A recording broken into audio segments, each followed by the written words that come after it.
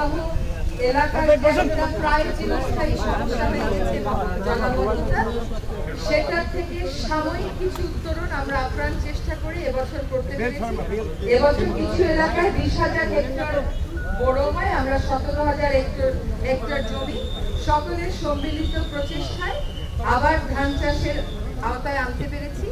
আমরা আজকে ওই ধান চাষের আনন্দটুকু যেমন দেখতে এসেছি, একইভাবে ভবদহের মানুষের সাথে কথা হবে। আজকে যদি অল্প কথাই হবে, ভবদহের সমস্যাটা চিরস্থায়ী কি সমাধান করা যায় এটা নিয়ে আমরা চিন্তা ভাবনা শুরু করেছি। আমরা আমাদের যে ফিজিবিলিটি স্টাডি করতে হবে, স্টাডি করার কাজ শুরু করে দিয়েছি।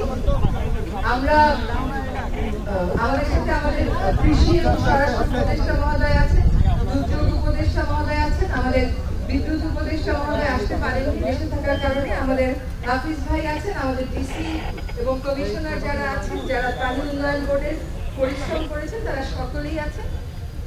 আমরা আপনাদের সাথে কথা বলার উদ্দেশ্য হচ্ছে দুটা জিনিস। একটা জিনিস হচ্ছে আপনাদেরকে এই বার্তা দিয়ে দেওয়া যে আমাদের সরকারের কয়েকটা মন্ত্রণালয় সম্মিলিত প্রয়াসের কারণে আসলে আমরা এই 17,000 হেক্টর এলাকাতে আপাততের জন্য পানি মুক্ত করতে পেরেছি। আগামীতে আমাদের দুইটা কথা ভাবতে হবে। এটা অনেক দিনের লম্বা সমস্যা এবং সমস্যাটা দিন দিন আরো জটিল হয়ে গেছে। আমরা যখন 2005-এ কাজ শুরু করেছিলাম, তখন যদি আমরা এটা সমাধান করতে পারতাম, সমস্যাটার সমাধান সকলের জন্য সহজ হতো। সেটা আমরা করতে পারিনি, করার সদিচ্ছা দেখাই। এখন বর্তমান অন্তর্বর্তীকালীন সরকার ভবদহ সমস্যার চিরস্থায়ী সমাধান কিভাবে করা যায় সেটা নিয়ে সকলের সাথে কথা বলবে। সকলে, পক্ষ বিপক্ষ এসব কোনো কিছু দেখা হবে না, সকলের সাথেই কথা বলা হবে। তারপরে বিশেষজ্ঞরা যেই কথাগুলো বলবে, জনগণের মতামত, সেই বিশেষজ্ঞদের মতামতের আলোকে আমরা চেষ্টা করব চিরস্থায়ী সমাধানের পথে অন্তত কাজটা শুরু করে দিয়ে যেতে।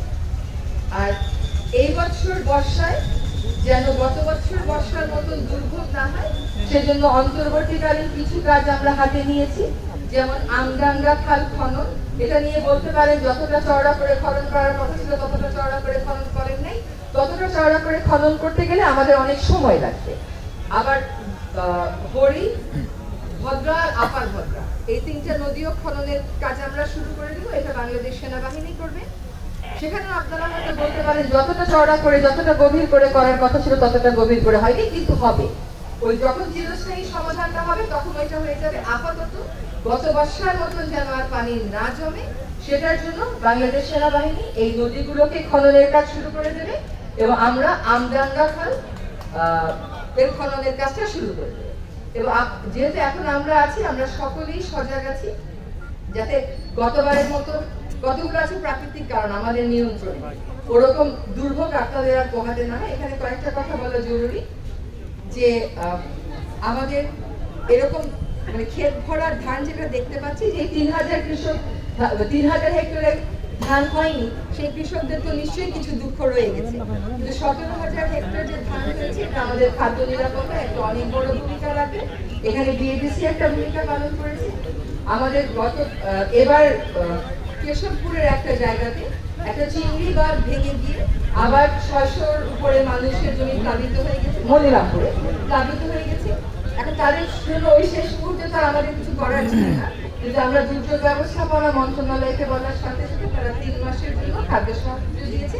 আশা করি এটা আমরা আরো কিছুটা বাড়িয়ে দিতে পারবো। আরেকটা যে কথা বলতেই হবে আমাদেরকে, সেটা হচ্ছে যে আমাদের বিদ্যুৎ মন্ত্রণালয় থেকে কৃষকেরা যাতে বাণিজ্যিক হারে সেচের জন্য টাকা দিতে না হয় সেই ব্যবস্থাটা করে দিয়েছে। ফলে 5 মাস পানির নিচে থাকা কৃষকদের অবশ্যই অনেক সুবিধা হয়েছে। তো আমরা আশা করব যে আপনারা আমাদের সাথে থাকবেন, সবসময় এলাকার অবস্থা কি এটা আমাদেরকে জানাবে।